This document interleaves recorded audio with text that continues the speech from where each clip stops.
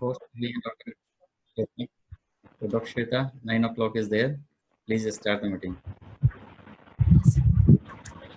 Hello everyone, I am Dr. Shweta Singh, Vice President of Delhi Homeopathic Medical Association. On behalf of DHMA, I welcome you all in today's webinar. For the new viewers, I would like to introduce Delhi Homeopathic Medical Association. It is an association working since 1932 and it's founded by Yudhvir Singh Ji, who is the health minister, first health minister, and since then we are working for the upliftment of homeopathy. And during this lockdown we are under lockdown, so we started this initiative of webinar series, and which is we have received a lot of great response from all the viewers. So today our speaker is Dr. Deepak Sharma, who is our General Secretary, and he is the Executive Director of HWC Homeopathic World Community, HWC Homeopathic World Community, and he is the Chairman of WOW, World Homeopathic Awareness Organization. He is also an national and international speaker and founder of Orbit Clinics. So welcome, sir. Thank Are you ready with the presentation? Yes, thank you Dr. Shweta. Thank you so much. और चूंकि मैं इतने सारे programme host करता आया हूँ और आज मैं ही लेक्चर ले रहा हूँ, ये हो सकता है सब लोगों के लिए अजीब हो, लेकिन फिर भी क्योंकि बहुत सारी रिक्वेस्ट थी कि मैं जो भी स्टूडेंट्स को सिखाता आया हूँ वो यहाँ पे भी सब लोगों को सिखाने की कोशिश करूँ। और मैं आपको बता दूं कि हम लोग PCOS पे पिछले 2008 से स्टडी कर रहे हैं और बहुत अच्छी एक स्टडी तैयार की है। ऐसा नहीं है कि सिर्फ मैं PCOD या PCOS के केसेस देख रहा हूँ, और भी बहुत सारे केसेस हैं, लेकिन मैं बहुत आराम से बहुत अच्छे से जो मन लगा करके जो केसेस देखता हूँ PCOS के। बहुत सारे लोग मुझे ये भी कहते हैं कि सर डिजीज वाइज कोई होम्योपैथी कभी नहीं होती, तो मैं उन सब लोगों को बताना चाहता हूँ कि अगर ऐसा होता तो डॉक्टर हैनीमैन सर डिजीज का जिक्र कहीं भी ना करते, क्योंकि उस समय डिजीजेस के इतने नाम नहीं थे। तो उस समय डॉक्टर हैनीमैन ने उनको कुछ अलग वेरिएशंस के नाम दिए। जैसे कि आपको एक एग्जांपल बताता हूँ, क्योंकि मेरा लेक्चर्स हो सकता है कि जो स्टूडेंट्स हैं उनके लिए ज़्यादा यूजफुल हो। मेरे लेक्चर में हो सकता है कि एनाटॉमी, फिजियोलॉजी या पैथोलॉजी का मैं थोड़ा ज़्यादा यूज़ करूँ, ये समझाने के लिए कि एक्चुअली PCOS है क्या, और आपको ये पता होना चाहिए कि किस डिजीज़ पे आप काम कर रहे हो, किस पैटर्न पे काम कर रहे हो। और जैसे मैं आपको एक एग्जांपल बताता हूँ, डॉक्टर हैनीमैन सर ने जब कोई मेडिसिन की प्रूविंग करी होगी तो एक मेडिसिन में एक रूब्रिक आता है, बहुत कॉमन सा रूब्रिक है, पेन इन ओवरी। तो यहाँ पे जितने भी 169 इस समय पार्टिसिपेंट्स हैं, मुझे अपने चैट के दौरान हम मुझे बताएंगे कि पेन इन ओवरी किस क्लिनिकल प्रूविंग में किस पेशेंट ने ऐसा सिम्टम दिया होगा कि डॉक्टर साहब मेरे ओवरी में पेन हो रहा है, किस टाइप का पेशेंट रहा होगा। तो इसका जवाब मैं अंत में जरूर बता दूंगा, लेकिन तब तक अगर मुझे चैट में मिल जाएगा तो बहुत ही अच्छा लगेगा, क्योंकि क्वेश्चन पूछने का मैं आदी हूँ। और जब सेमिनार्स लेता हूँ या पढ़ाता हूँ तो मुझे लगता है कि इंटरेक्शंस होने चाहिए, लेकिन क्योंकि वेबिनार्स हैं और हम लोग वेबिनार्स में बहुत ज़्यादा इंटरेक्शंस नहीं कर पाते, तो इसके लिए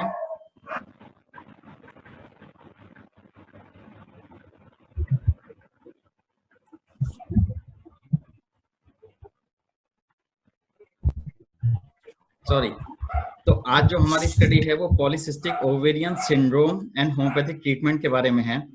मैं आप लोगों को बता दूं कि जब हम लोग पॉलीसिस्टिक ओवेरियन सिंड्रोम बोलते हैं या किसी भी डिजीज को जब हम लोग सिंड्रोम बोलते हैं, तो जो सिंड्रोम का मतलब है बेसिकली कि involvement of the systems. Disease का मतलब है कि group of symptoms, and syndrome का मतलब है ग्रुप ऑफ डिजीजेस। तो मेरा आज का जो ऑब्जेक्टिव रहेगा आपको सबको समझाने का, वो रहेगा आपको बताऊं कि नॉर्मल साइकिल क्या होती है, common things we should know about PCOS और PCOD, उसकी एपिडेमियोलॉजी, उसकी diagnosis, other clinical parts, awareness कैसे करनी चाहिए PCOS की, होम्योपैथिक ट्रीटमेंट, उसके साथ केसेस, और role of diet and exercise. मैं चाहता हूं कि आप सब लोग जो मैं बताऊं उसको बहुत ध्यान से सुनना, क्योंकि जब मैं आपको एनाटॉमी या फिजियोलॉजी के बारे में बता रहा हूँ तो आपके केसेस आधे से ज्यादा वहीं सॉल्व हो जाने हैं, और आपको पता लगेगा कि जो ट्रीटमेंट के साथ साथ मैनेजमेंट का पार्ट है, जिसको डॉक्टर हैनीमैन सर ने अपने आखिरी एफोर्जेंस में बहुत अच्छे से क्लियर मेंशन करा है कि बिना मैनेजमेंट के हम लोग ठीक नहीं हो सकते। ये भी मैं बताऊंगा कि डॉक्टर हैनीमैन सर ने कहाँ इसको इंक्लूड किया है। तो शुरू करते हैं फीमेल रिप्रोडक्टिव सिस्टम से। आप सब लोग इसके बारे में जानते हैं। मैं ऑन कर दूं। Fallopian tube, uterus, urinary bladder, vagina. This is the anterior view of the system. These are the fallopian tubes, the ovaries, the uterus, and the vagina. Now, actually, what is menstrual cycle and what are the changes during the menstrual cycle? जब bleeding होती है इस day को हम day 1 कहते हैं, और जब ब्लीडिंग लास्ट होती है बुक के हिसाब से 28 डेज का साइकिल होता है। इस बीच में बॉडी में बहुत सारे हार्मोन्स जो हैं वो चेंजेस होते हैं, और अगर हम कुल मिलाकर के देखें तो लगभग 7 हार्मोन रिलीज होते हैं। 7 हार्मोन मिलकर के मेंस्ट्रुअल साइकिल पर काम करते हैं, और जिसमें से 4 हार्मोन जो हैं वो ब्रेन से रिलीज होते हैं। तो ये जो साइकिल है, जब हम इसको पीसीओडी बोलते आए थे, पॉलीसिस्टिक ओवेरियन डिजीज, तब तक ये माना जाता रहा कि जो ओवरी में सिस्ट हैं या ये जो कॉम्प्लिकेशंस हैं ये सिर्फ ओवरी की है, और एक पर्टिकुलर डिजीज मान लिया गया कि सिर्फ ओवरी खराब है, जिसकी वजह से मेंस्ट्रुएशन साइकिल प्रॉपर नहीं हो रही। लेकिन 2013 के बाद ये माना गया कि नहीं, ये सिंड्रोम है जो ब्रेन से रिलेटेड है, हर एक सिस्टम से रिलेटेड है, एक दूसरे से कोऑर्डिनेट करके ये सिस्टम पूरा चलता है। तब से इसको सिंड्रोम बोला गया। और सिंड्रोम का मतलब ये कि multiple system of the body एक साथ मिलकर के इन्वॉल्व होते हैं। आपको मैं एक छोटी सी वीडियो दिखाना चाह रहा हूँ। ये वीडियो न्यूक्लियस मीडिया से है और मुझे यूट्यूब पर ये वीडियो मिली थी। अपने हर एक लेक्चर में मैं इस वीडियो को जरूर पब्लिश करता हूँ और दिखाने समझाने की कोशिश करूंगा कि ओवुलेशन है क्या।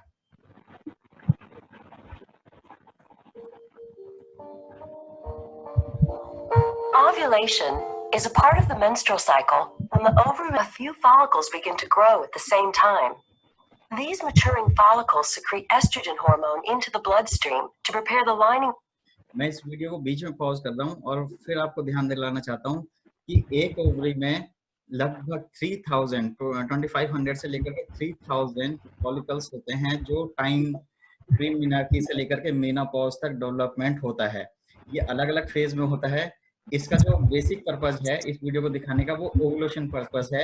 इसको ध्यान से देखिएगा। Of the uterus for pregnancy.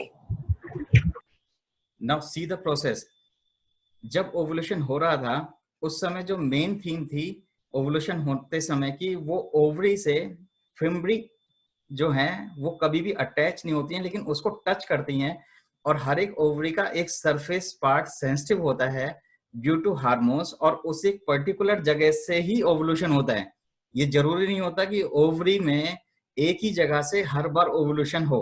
तो ओवुलेशन के लिए भी एक पूरा फिम्ब्रिकल सिस्टम काम करता है।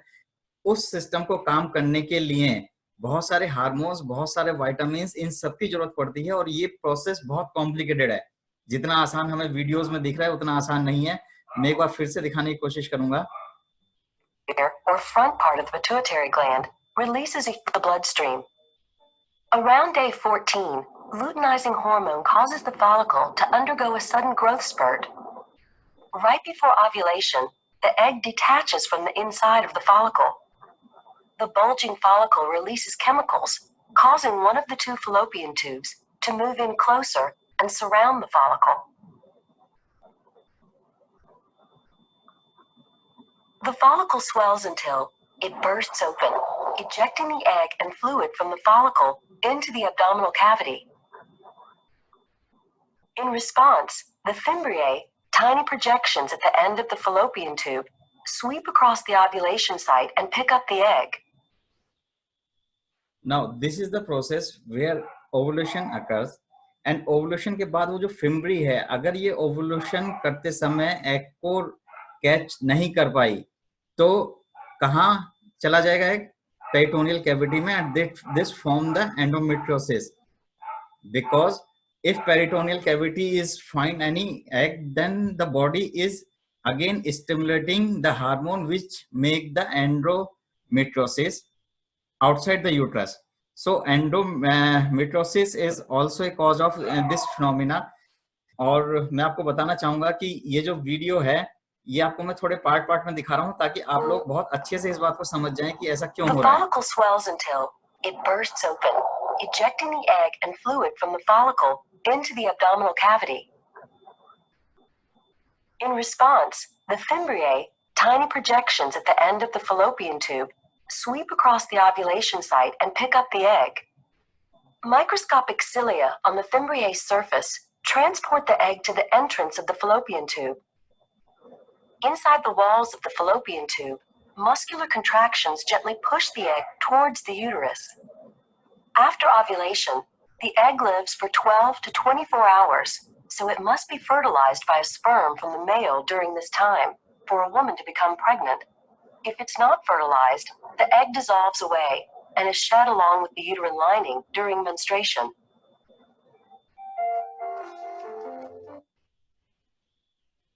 Now, मैं पॉइंटर के जरिए आपको स्लाइड्स पे समझाने की कोशिश करूंगा।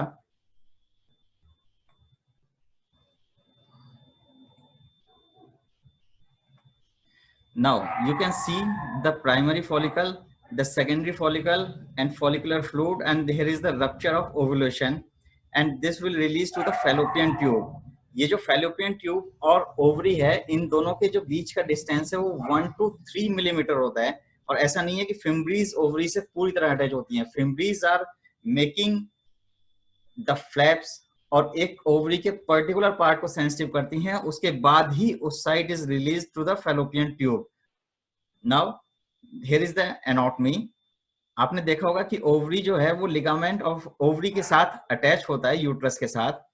ये एक गॉड गिफ्ट है। आप लोग सोचो कि अगर गॉड इस प्रोसेस को यहीं से पूरा कर देता कि ओवरी जहां से अटैच है वहीं पे एक डक्ट क्रिएट करता और सीधे यूट्रस में ओसाइट इम्प्लांट हो जाता, लेकिन उसने कहा कि नहीं, जब स्पर्म को इतनी मेहनत करनी है तो सेम उसी तरह से ओवम को भी रिलीज होकर के फैलोपियन ट्यूब में कैप्चर होना है, वहां से ट्रेवल करना है और यूट्राइन कैविटी में आना है। This is really a big process.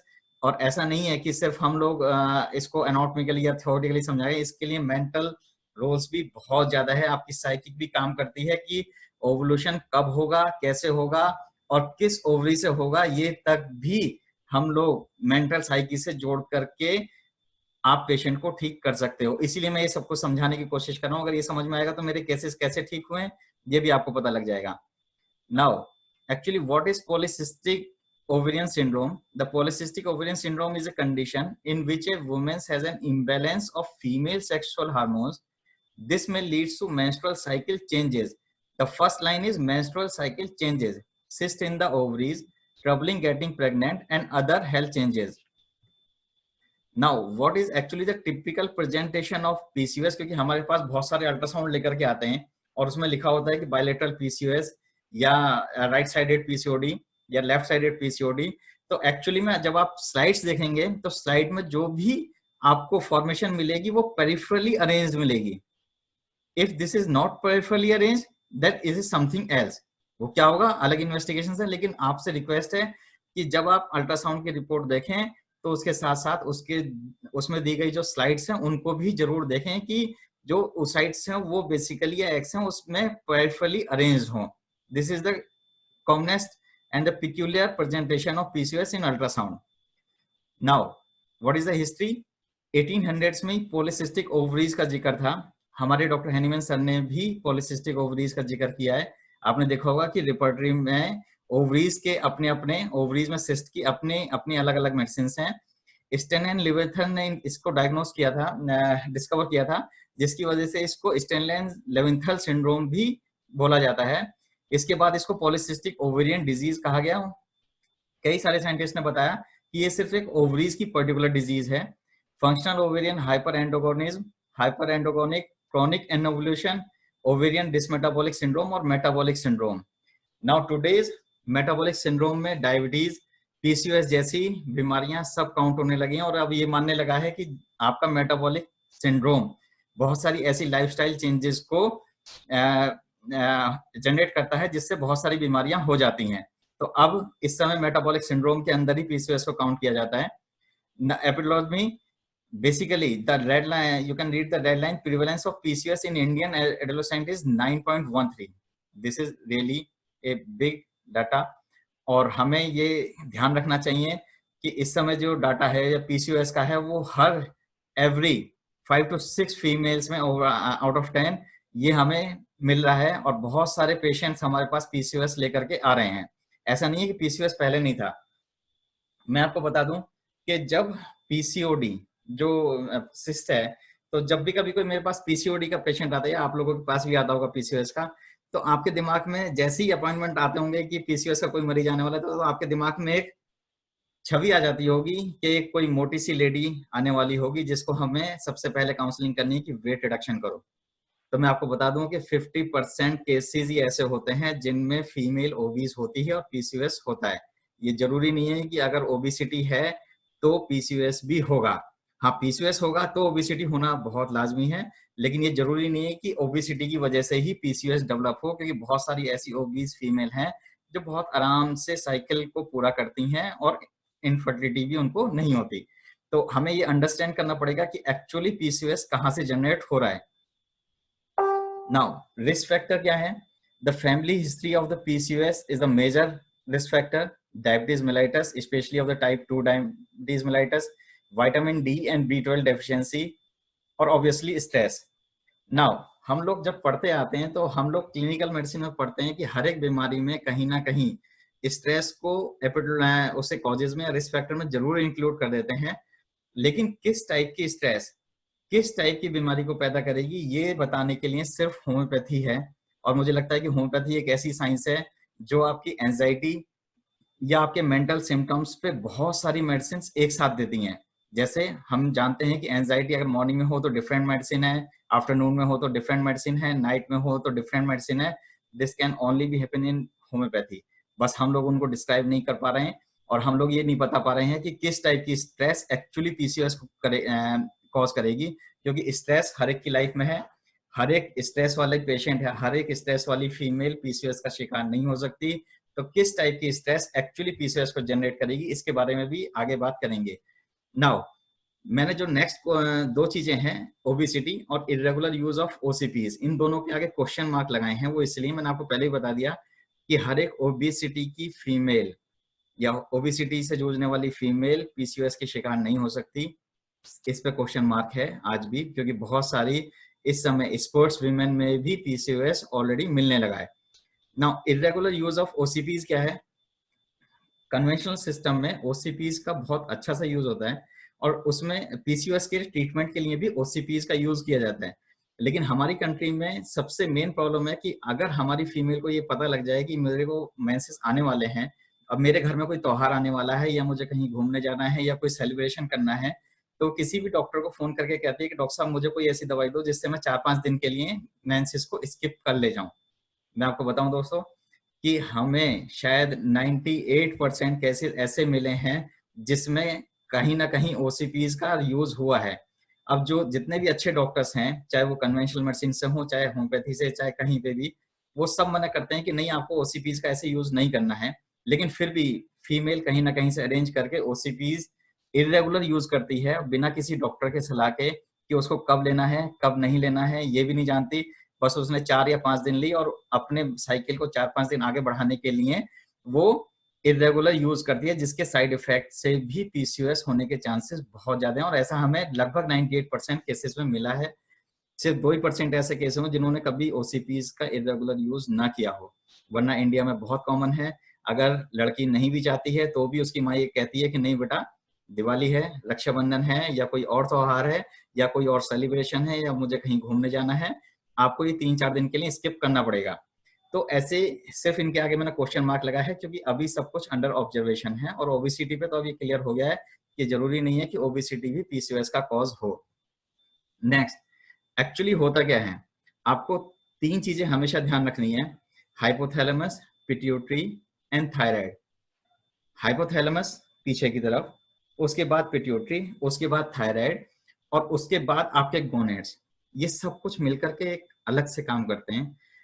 इसमें मैं आपको सिर्फ इतना सा हिंट दे देता हूं कि जो हमारे ये हार्मोन्स हैं, जो हाइपोथैलेमस या पिट्यूटरी या थायराइड रिलीज करते हैं, ये एक ऐसी बायोसिंथेसिस का प्रोसेस है जो सुबह 4 बजे से लेकर के 8 बजे तक सबसे अच्छे रिलीज होते हैं।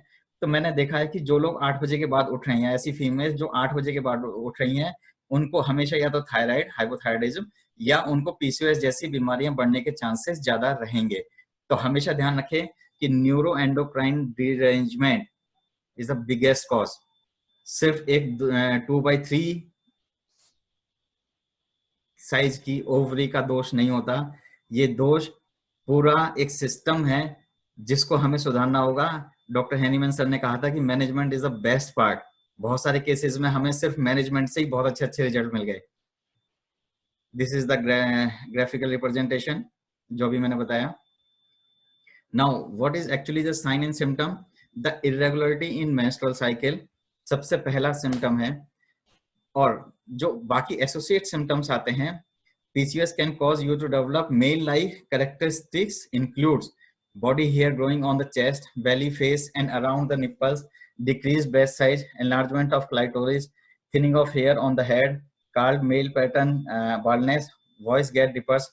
मैं आपको बता दूं दोस्तों कि जब हम थ्योरी पढ़ते हैं तो बहुत सारी थ्योरी जब निकल के आती हैं, तो मैंने एक थ्योरी ये भी पढ़ी कि किसी ने मुझे कहा कि वॉर्म में जिस समय प्रेगनेंसी में महिला थी, तो उस समय उसके मन में था कि मुझे बेटा हो, और वही बेटी बेटे जैसा बिहेव करने लगी।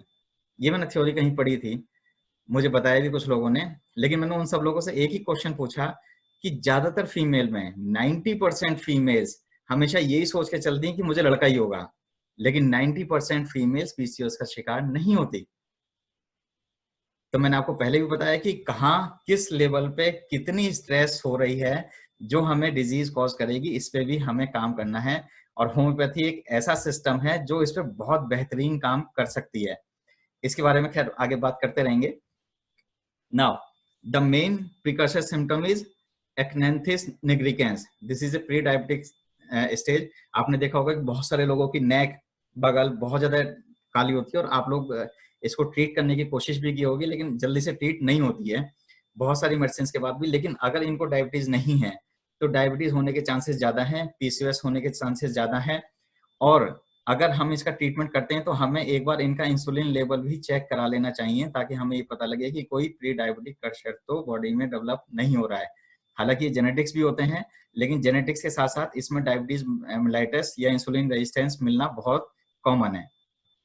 नाउ आपने सब कुछ देखा होगा, मैक्सिमम लोग जितने भी मैंने सेमिनार्स लिए हैं और जहाँ पे भी ये क्वेश्चन पूछा है, तो ज्यादातर लोग इनको वार्ड्स बताते हैं कि वार्ड है। और आपके पास ऐसे बहुत सारे पेशेंट आते होंगे जो जिनके लिए आप वार्ड का ट्रीटमेंट या आप बहुत सारी एंटीसाइकोटिक रेमेडी ट्राई करते होंगे, लेकिन ठीक जनरली नहीं होते।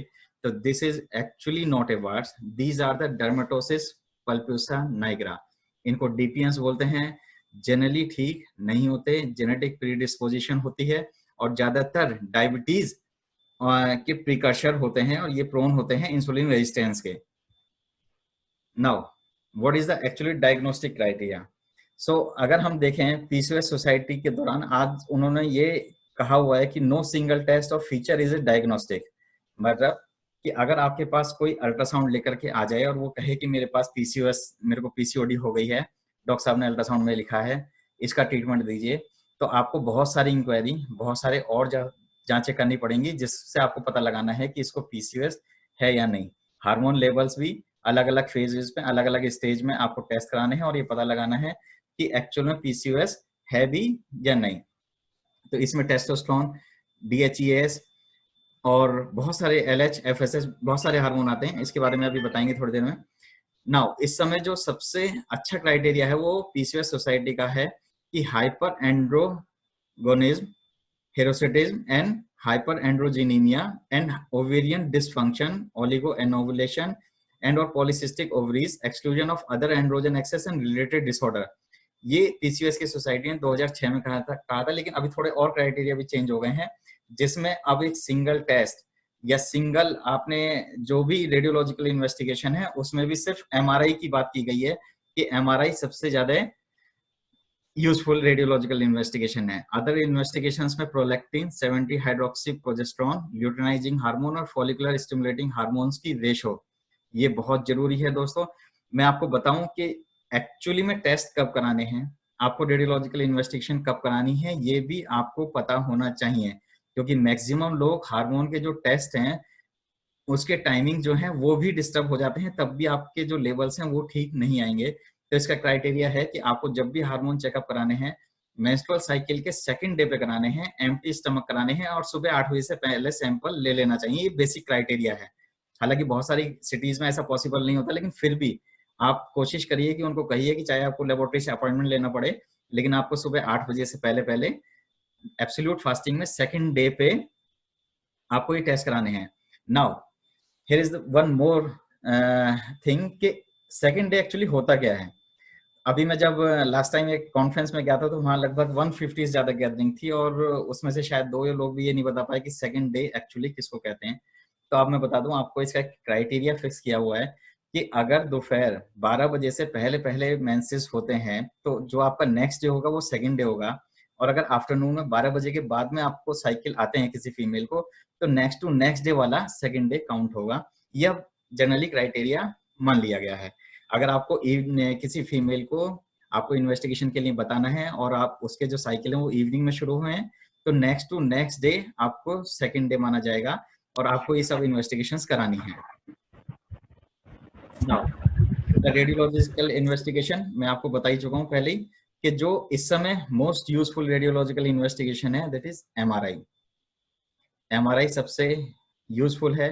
ट्रांसवेजनल सोनोग्राफी अब से पहले बहुत अच्छा मानी जाती है, लेकिन बहुत इंडिया जैसी कंट्री में वर्जिन गर्ल्स में टीवीएस कराना इलीगल माना जाता है और यहाँ टीवीएस करने की इजाजत वर्जिन गर्ल्स में नहीं है इंडिया में।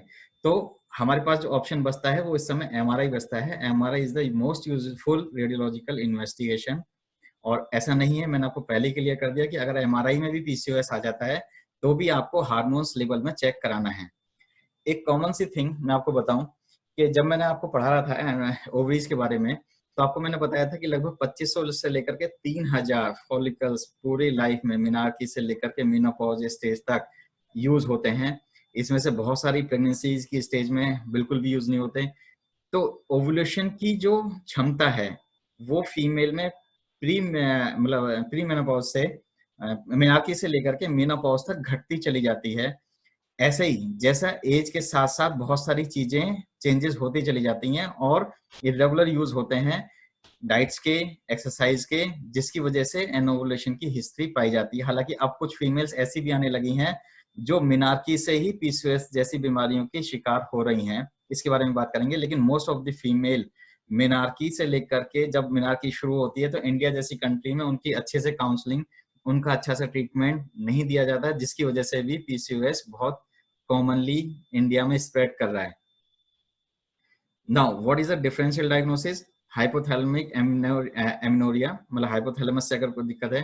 प्रीमैच्योर ओवुलेशन फेलियर मींस के ऐसी ओवरीज जो मेनोपॉज से पहले ही फेल हो जाएं ओवुलेशन करने में, उनको प्रीमैच्योर ओवुलेशन फेलियर में कहा जाता है। और इसी के साथ आइडियोपैथिक हिरोसिटिज्म, क्योंकि हिरोसिटिज्म जरूरी नहीं है कि सिर्फ पीसीओएस की वजह से हो। Thyroid disorder, hyperprolactinemia, neoplasm specially of the adrenal pituitary and hypothalamic, steroids, और एक हेरन सिंड्रोम। हेरन सिंड्रोम का मतलब hyper androgenism, insulin resistant acanthosis nigricans. ये 3 पार्ट्स का एक अलग सिंड्रोम है। ये भी पीसीओएस से कंफ्यूज करता है। जरूरी नहीं कि पीसीओएस हो, लेकिन ये तीनों का कॉम्बिनेशन परफेक्टली, जिसमें साइकिल नॉर्मल आ रहे हैं लेकिन ये तीनों चीजें मिल रही हैं, तो उसको हेरन सिंड्रोम बोलता है। This is the main differential diagnosis of PCOS. Now अब पीसीओएस से डरना क्यों है? पीसीओएस से डरने का मेन कॉम्प्लिकेशन जो है पीसीओएस की वो है इनफर्टिलिटी, हाइपरटेंशन। मैंने बताया कि लाइफस्टाइल डिजीज है तो बहुत सारी मॉडिफिकेशन से मेटाबॉलिक सिंड्रोम वाली डिजीज लेकर के आएंगे। Anxiety and depression, diabetes mellitus, sleep apnoea, endometrial cancer, endometrioma and breast cancer. Hypertension, anxiety and depression, मैंने बताया कि फीमेल्स को अगर मेंसेस ना आए तो बहुत ही एंजाइटी होती है। आपको अभी मैं बताऊंगा कि कभी भी जब भी आप केस टेकिंग करेंगे तो फीमेल की 3 फेजेस पे जरूर ध्यान देना है। 3 फेज कौन सी? बिफोर मेंसेस क्या हो रहा है, ड्यूरिंग मेंसेस क्या हो रहा है और आफ्टर मेंसेस क्या हो रहा है। जब भी आप कभी डिफरेंशिएट करेंगे मेंस्ट्रुअल को और हमारी मैट्रिमेडिका को, तो आपको ये 3 स्टेप जरूर याद रखने हैं क्योंकि सारी केमिस्ट्री पूरे मंथ की फीमेल की सिर्फ इन्हीं 3 के दौरान रहती हैं। अगर बिफोर मेंसेस चेंजेस आते हैं, बहुत इरिटेबल होती है, बहुत कोई सिम्टम्स मिल रहे हैं आपको, तो you can treat very easily. During menstruation है थोड़ा मुश्किल है, और अगर आफ्टर मेंस्ट्रुएशन कॉम्प्लिकेशंस आ रही हैं तो ये थोड़ा और भी मुश्किल हो जाता है। तो हम यहाँ से डिफाइन करने लग जाते हैं कि पेशेंट कितनी जल्दी ठीक हो जाएगा। नाउ ट्रीटमेंट प्लान के अंदर 4 चीज हम लोग जरूर इंक्लूड करते हैं। नंबर 1 तो मेडिसिनल ट्रीटमेंट, दूसरा डाइट प्लान, एक्सरसाइज और काउंसलिंग। मैं आपको पहले ही बता दूं कि किसी भी केस में हमने इन चारों में से किसी 2 को यूज करके हम लोग किसी भी पेशेंट को क्योर नहीं कर पाए। ये जो फैक्ट है मैं वो बता रहा हूँ। जब हम क्योर की डेफिनेशन कहेंगे तो फिर बहुत अलग बात आ जाती है, लेकिन इन 4 में से किसी 2 को यूज करके भी हम लोग क्योर नहीं कर पाए, तो हमें मैक्सिमम 3, और अगर कोशिश करते हैं कि चारों की चारों चीजें इंक्लूड करें तभी आगे बढ़ें। नाउ आपको एक स्टडी बताता हूं कि हमने ऑर्बिट क्लिनिक के अपने 7 क्लिनिक्स पर 2011 से लेकर के 2017 तक एक स्टडी करी, जिसमें 246 केसेस थे, जिसमें से 164 केसेस सक्सेसफुली ट्रीट हुए, 58 केसेस स्टिल रनिंग थे, ये उसी समय तक का डाटा है। 8 केसेस अनट्रीटेड या अनसेटिस्फाइड थे हमसे, और उनको इम्पेशेंस था क्योंकि प्रेगनेंसी के लिए था, या फिर ऐसा ट्रीटमेंट जो उनको लगा कि नहीं सपोर्ट हो रहा है। इसके अलावा 6 केसेस ऐसे थे जो मैंने अपने किसी और सीनियर होम्योपैथ को भेज दिए। मैं आपको बता दूं कि मैं जब भी कभी केस रेफर करता हूं तो कभी किसी कन्वेंशनल मेडिसिन या किसी और मेडिसिन को नहीं करता। अपने जितने भी सीनियर्स हैं जो होम्योपैथिक डॉक्टर्स हैं, या जो मेरी टीम है, या किसी भी नियर बाय मुझे लगता है कि किसी और सिटी में मेरा कोई फ्रेंड है, तो मैं उसको वहां रेफर कर देता हूँ। मैंने आज तक अभी तक पीसीओएस का कोई भी केस किसी भी कन्वेंशनल मेडिसिन या मॉडर्न मेडिसिन में नहीं भेजे हैं। This is the graphical representation. Now अब बात आई कि आखिर कैसे ट्रीट करोगे। जब हम बात करते हैं डॉक्टर हैनीमैन सर के ऑर्गेनन की, तो मुझे सबसे प्यारा जो एफोरिज्म है वो 3 नंबर लगता है, और इसमें से आप बहुत सारे लोग होंगे जो 3 के आगे जो सिंबल बना हुआ है आप देख रहे होंगे ना, आपने ऑर्गेनन जब भी पढ़ी होगी तो आपको लगता होगा कि यार ये जो सिंबल है ये क्यों है। और अगर आप देखो तो पूरी ऑर्गेनन का जो एसेंस है वो सिर्फ इसी सिंबल में छिपा हुआ है।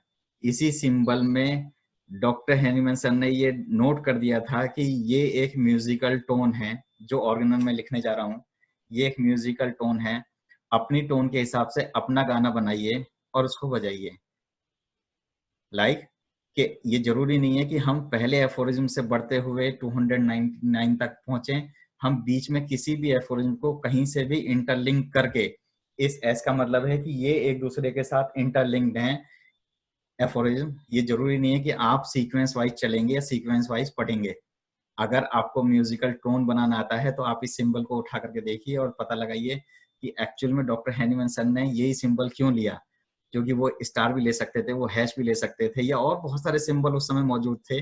लेकिन इस सिंबल का बेसिक मीनिंग है कि म्यूजिकल टोन, आप अपने हिसाब से अपनी एक टोन का एक गाना बनाइए।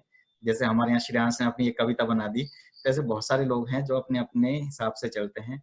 तो जरूरी नहीं है कि आप ऑर्गेनन को बोरिंग सब्जेक्ट के रूप में पढ़ें, ऑर्गेनन को अपने हिसाब से पढ़ो, ज्यादा अच्छा है। नाउ स्टार्ट करते हैं। If the physician clearly perceives, ये मैंने रेड लाइन करी है, और इसी का जब सबसे पहला वर्ड चलता है तो हम लोग पढ़ते हैं इफ। इफ का मतलब है कि अगर ऐसा हुआ, if the physician clearly perceives, meaning ये है कि आज डॉक्टर वीपी सिंह सर के पास तकरीबन 100 पेशेंट पर डे के आ रहे हैं, लेकिन डॉक्टर वीपी सिंह कैसे भी करके आज उनका मूड खराब हो गया है और वो पेशेंट देखने की स्थिति में नहीं है, लेकिन लाइन तो लगी हुई है। तो this is called the actual perceiving. मैंने ये खुद महसूस किया है कि कभी कभी किसी केस को ठीक करने में मुझे 1 साल भी लग गया, और जो सिम्टम एक्चुअली पेशेंट मुझे बार बार आकर के कह रहा है, लेकिन मुझे 1 साल बाद समझ में आया कि अच्छा यार ऐसा भी कह रहा था। तो ये हमारे परसीविंग पर डिपेंड करता है कि हम परसीव क्या कर रहे हैं। जैसे जब भी हम किसी सेमिनार में जाते हैं या किसी भी हम लोग सीएमईज को देखते हैं, तो वहां पे जितने भी स्पीकर्स हैं सब लोग आपसे पूछते हैं कि ये केस है, बताइए आप क्या सोचते हैं इस मेडिसिन के बारे में। तो मैं हमेशा अपने जवाब में यही बोलता हूँ कि सर आपने क्या परसीव किया होगा उस पेशेंट को, मैं नहीं जानता। हो सकता है कि मेरी मेडिसिन अलग आए, मेरी परसीविंग कुछ उसके लिए अलग हो। हर एक के देखने का नजरिया अलग अलग होता है। जब हम किसी फेसबुक के या किसी भी सोशल मीडिया के किसी पोस्ट पे रिएक्शंस देखते हैं, तो हमारे जो पोस्ट की रिएक्शंस होते हैं वो भी डिफरेंट डिफरेंट आते हैं, जबकि आपने कुछ और सोच के डाला होगा। कुछ लोग उसको लाइक करेंगे, कुछ लोग उस पे हंसेंगे, कुछ लोग आप उस पे गुस्सा भी करेंगे। तो ऐसी बहुत सारी परसीविंग्स पे डिपेंड करता है कि हम उस समय किस परिस्थिति में बैठे हैं और क्या करने के लिए बैठे हैं। डॉक्टर हैनीमैन सर एक बहुत बड़े ज्ञाता थे। उनको ये पता था कि एक्चुअली परसीविंग कैसे करनी है, और ये जो परसीविंग है ये आएगी कब। डॉक्टर हैनीमैन सर ने अगली लाइन में बताया कि if the physician clearly perceives what is to be cured in disease, मतलब उस डिजीज में क्योर होने लायक क्या है, दैट इज टू से in every individual case of disease, her individual case की बात अलग कर रहे हैं। नॉलेज ऑफ डिजीज इंडिकेशन, इसको थोड़ा जल्दी कर लेते हैं, और जहां जहां बोल्ड किया है मैं उसके बारे में आपको जरूर बताऊंगा। नॉलेज ऑफ मेडिसिनल पावर, आपको ये भी पता होना चाहिए कि कहाँ सल्फर 6 देनी है, कहाँ पे 3 देनी है, कहाँ पे 30, कहाँ पर 12, कहाँ पर 200 और कहाँ पर 37 यूज करनी है और कहाँ पर 200x यूज करनी है। तो हमें तो सिर्फ यही पता होता है कि हमें 30, 200, 1m, 10m, 50m सिर्फ इसी में उलझे रह जाते हैं। जब हम बहुत सारी स्टडी करते हैं तो हमें ये पता होता है कि सर ने जब स्टडीज करनी शुरू करी तो हर एक पावर की अलग अलग प्रूविंग्स हुई और हर एक प्रूविंग्स में अलग अलग सिम्टम्स उन्होंने पाए। जैसे हमने पिछले सेमिनार में जब हम लोग सुन रहे थे डॉक्टर हीरा अग्रवाल को, तो उन्होंने भी हमें एक बात बताई थी कि कई सारे ऐसे केसेस थे जहां पे आर्सेनिक 10m भी काम नहीं की, लेकिन हाँ 30 ने किया। तो ये जरूरी है कि आपको नॉलेज ऑफ मेडिसिनल पावर भी बहुत जरूरी है होना। आगे चलते हैं। And if he knows how to adapt according to clearly defined principles, उसके प्रिंसिपल्स क्या हैं उसको डेफिनेशन आनी चाहिए। What is curative in medicine, मतलब जो आपकी मेडिसिन है उसमें क्यूरेटिव पावर है भी या नहीं। मैं आपको बता दूं कि जब भी कभी मैं ऐसा कंफ्यूज हो जाता हूं कि एक ही मेडिसिन आ रही है, वो 30 से लेकर के 200, 1m, 6 कोई भी काम नहीं कर रही है, तो मैं एक ही काम करता हूं कि मैं उस कंपनी को चेंज कर लेता हूं, लेकिन देता वही मेडिसिन हूं। इससे मुझे ये सीखने को मिला कि कई सारी ऐसी भी आपको कंपनीज मिलेंगी जहां पे किसी एक पर्टिकुलर पावर पे एक मेडिसिन काम नहीं करती। ये मेरे ऑब्जर्वेशन है, हो सकता है गलत हो। आप लोग भी इसको ट्राई करना कि अगर आपके हिसाब से कोई एक मेडिसिन फिक्स्ड आ रही है लेकिन वो किसी भी पावर में काम नहीं कर रही, तो देन चेंज द कंपनी, और आप देखेंगे कि रिजल्ट जरूर मिल जाएंगे अगर आप ठीक हैं तो। Then what is to be curative in medicine, तो what he has discovered to be undoubtedly morbid in the patient, so that the recovery must ensure to adapt it as well in respect to suitability of the medicine most appropriate according to its mode of action to case before him, choice of the remedy the medicine indicated. Now the choice of remedy और the medicine indicated, इन दोनों में फर्क है। ये जरूरी नहीं कि हमारे पास जब हम रिपोर्टराइजेशन करें, चाहे वो लैपटॉप से करें, चाहे अपने कोई सॉफ्टवेयर, चाहे अपना मैनुअली, कि आपकी जो पहली मेडिसिन है ये जरूरी नहीं है कि आपको वही काम करनी है। आपको जरूर देखना है मैट्रिमेडिका के हिसाब से कि वो मेडिसिन एक्चुअल में इंडिकेटेड हो रही है या नहीं। As also in respect to exact mode of preparation and quantity of it required, और ब्रैकेट में उन्होंने लिखा प्रॉपर डोज। अब यही बात आकर के सारी अटक जाती है कि प्रॉपर डोज थी क्या। डॉक्टर हैनीमैन सर ने जब प्रॉपर डोज के मीनिंग बताए तो उन्होंने बताया कि एक पॉपी सीड जितना एक ग्लोब्यूल को डाइल्यूशन में डिप करेंगे, जो भी आपने सेलेक्ट किया है पोटेंसी, उसको एक ब्लॉटिंग पेपर पर रखेंगे, उसके बाद उसको वाटर में डिसॉल्व करेंगे लगभग 30 ml में, और वो पेशेंट को स्पून वाइज देंगे। Now how many doctors are using this method. अगर हम बात करते हैं कि हैनीमैन क्लासिकल की, या बहुत सारे ऐसे लोग कहते हैं कि हम प्रॉपर उनके हैं, तो बहुत सारे लोग तो प्रॉपर डोज के बारे में भी शायद कभी सोच नहीं पाते।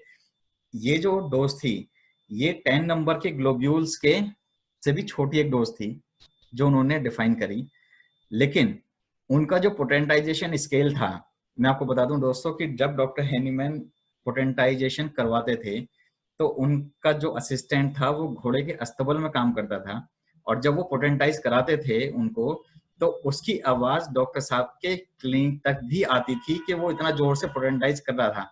ना पोटेंटाइजेशन मीन्स कि हम लोग अपनी ह्यूमन एनर्जी ट्रांसफर करते हैं, तो आप हमेशा देखोगे कि वो डाइल्यूशन जो मैकेनिकल प्रोसेस से बना है और ह्यूमन डाइल्यूशन से, मतलब जो ह्यूमन पोटेंटाइजर है हैंडमेड बना है और जो मशीन से बना है, दोनों की पावर्स में बहुत और दोनों के एक्शन में बहुत फर्क मिलेगा। ये मेरे अपने ऑब्जर्वेशन है, इसके लिए कोई लड़ाई मत करिएगा किसी से भी, तो ये मेरे अपने ऑब्जर्वेशन है। तो प्रॉपर डोज कि, और आज हम लोग प्रॉपर डोज की क्या बात करते हैं कि किसी ने ग्लोब्यूल में 10 ड्रॉप डाल लिए, किसी ने 1 ग्राम में 10 ड्रॉप डाले, किसी ने टंग पे 4-5 ड्रॉप डाल दी, किसी ने पानी में 10 बूंदे मिला दी, कोई 15 बूंदे मिला रहा है। तो we are not fixing actually on the dosages yet. अभी तक हम लोग सिर्फ इतने भी सीक्वेंस में नहीं आए हैं कि हमारी होम्योपैथी में 40 नंबर का ग्लोब्यूल हर कंपनी एक साइज का बना सके। You got it? कोई मोटा बना रहा है, कोई चकोर बना रहा है, कोई गोलाई में पूरा नहीं कर पा रहा, कोई उसको सॉफ्ट बना रहा है, कोई उसको बहुत हार्ड बना रहा है, कोई उसको प्योर व्हाइट बना रहा है, कोई उसको येलो बना रहा है। तो अभी तक तो हम लोग इतने भी स्टैंडर्डाइज नहीं हुए हैं कि अपना जो ग्लोब्यूल का साइज है वो एक जैसा मेंटेन कर लें। So that is actually the proper dose is the main theme of Dr. Hahnemann sir। और उन्होंने थर्ड एफोरिज्म में, अगर आप थर्ड एफोरिज्म को पढ़ लेंगे तो मुझे लगता है कि जब तक आप इसको नहीं समझेंगे आगे के एफोरिज्म को समझना यूजलेस है ना। उन्होंने बाद में क्या कहा, थोड़ी सी देर में जल्दी खत्म करता हूँ। And the proper period for repeating the dose. तो उन्होंने कभी भी ये नहीं कहा था कि सिर्फ एक डोज देकर के भूल जाओ। उन्होंने कहा था कि the proper period for repeating the dose. इसका मतलब है कि आपको ये जानना पड़ेगा कि आप कितने पीरियड में, कितने फ्रीक्वेंसी में आप अपनी डोज को रिपीट करते हैं या कर सकते हैं।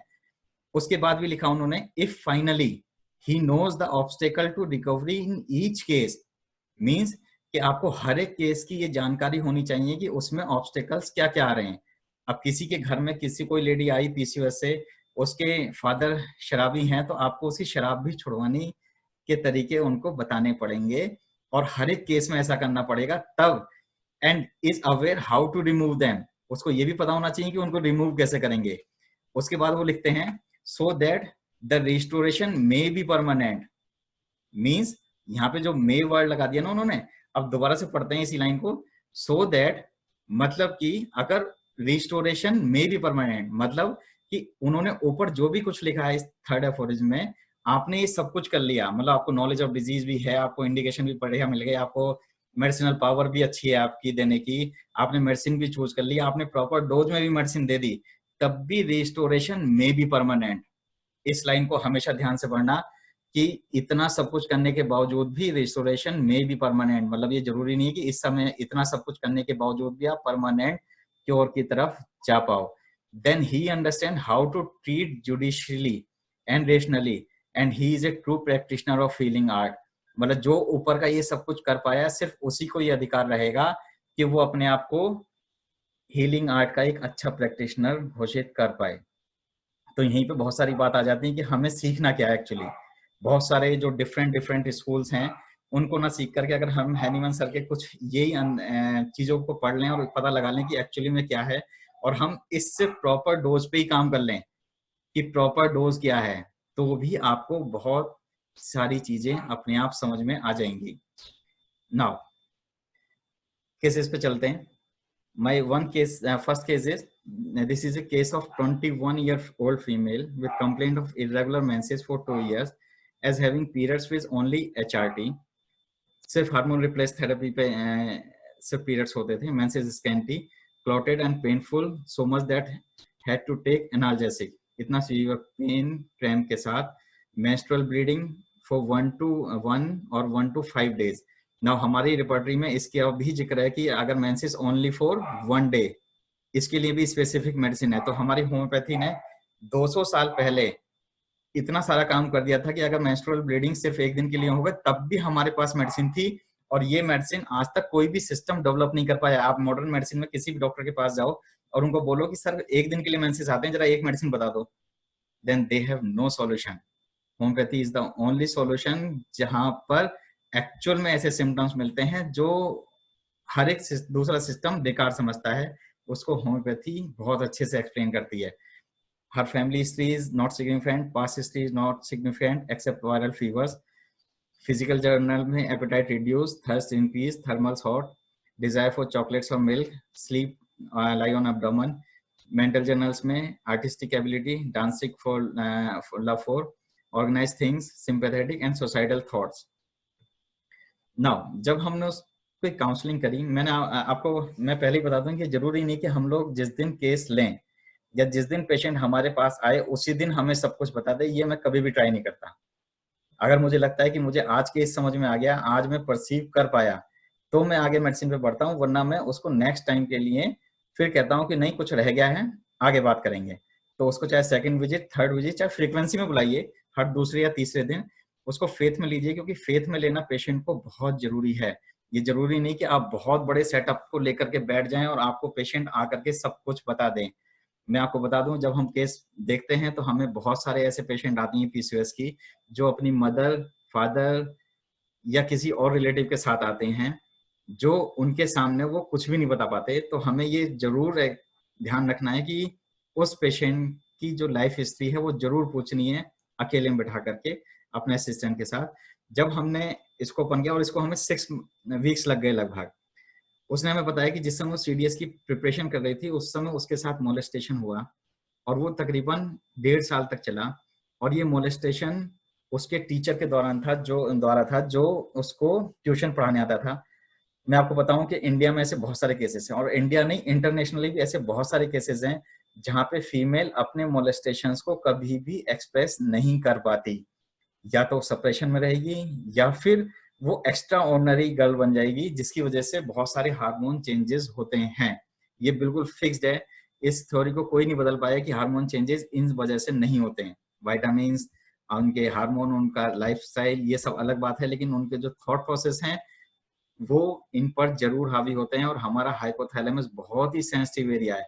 आप लोगों में से जो लोग हिंदी या हमारे यूपी, दिल्ली, एनसीआर के होंगे, उन्होंने कहावत जरूर सुनी होगी, या हो सकता बहुत पुरानी है, कि बड़े लोग कहते थे कि पीछे गुद्दी पे नहीं मारना है।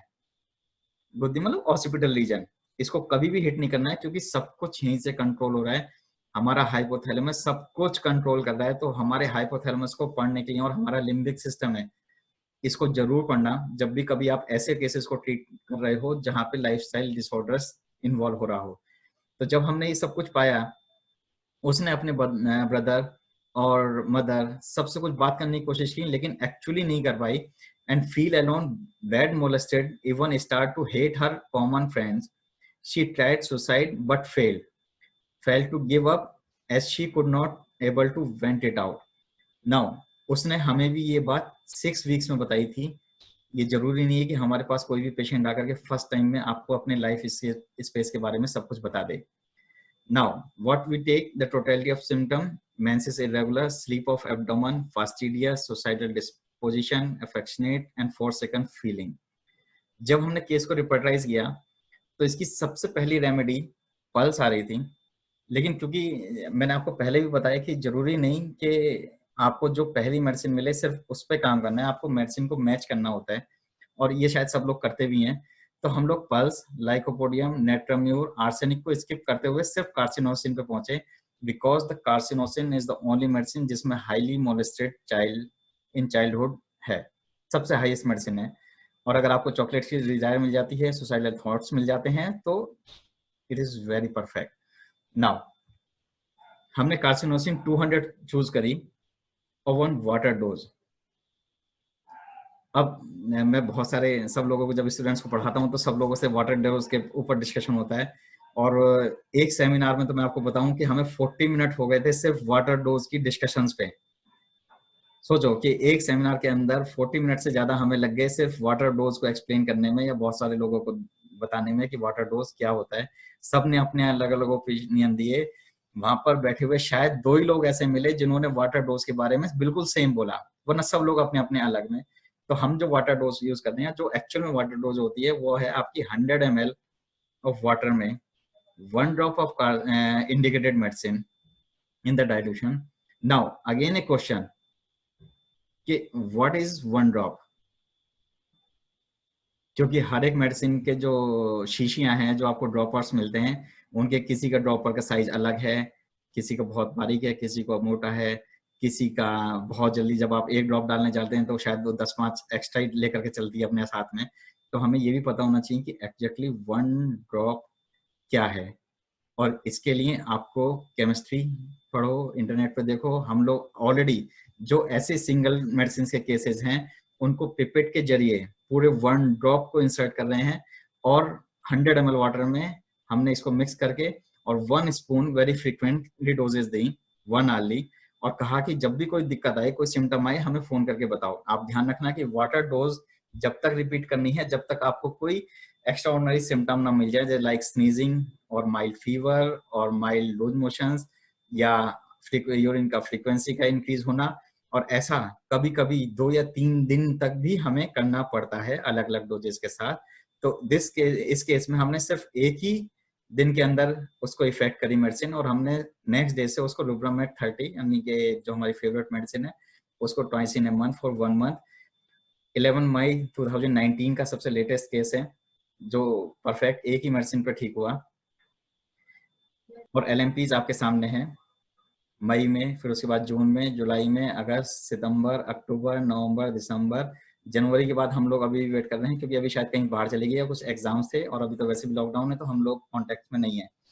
लेकिन शी इज परफेक्टली वेल, और उसको सबसे बढ़िया फायदा जो मिला वो लोगों से लड़ने का मिला।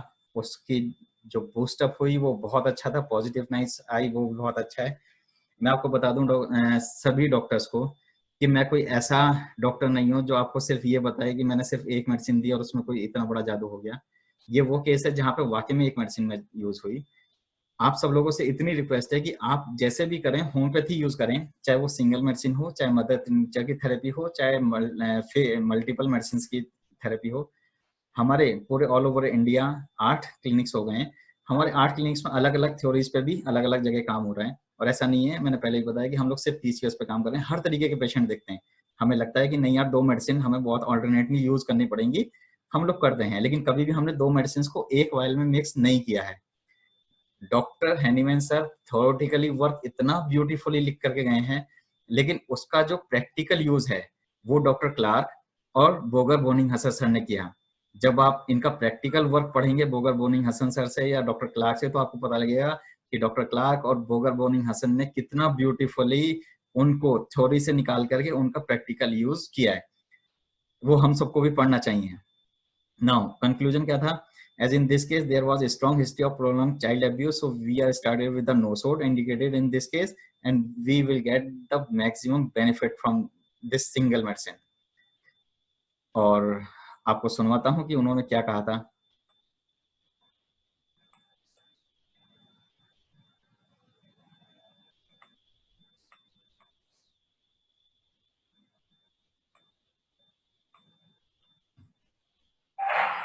Hello, I am Varsha Pawar. I have been suffering from irregular menses with severe pain since my first menses, and I took treatments from many other doctors, but then complaints got temporary relief and start appearing again and again.